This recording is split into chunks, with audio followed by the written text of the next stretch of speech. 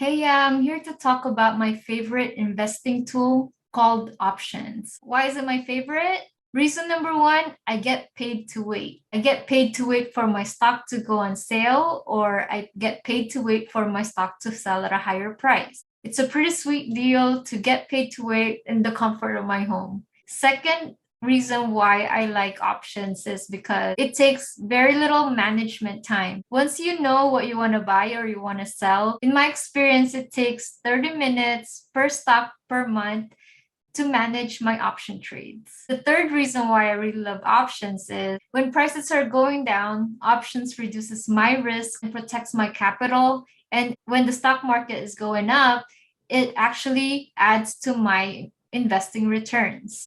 I use options to cash flow the stock market. It provides income weekly or monthly, depending on how I set my trades. If you want to learn more about this awesome investing tool in the stock market, head over to my website, optionwits.com. Hope to talk to you soon.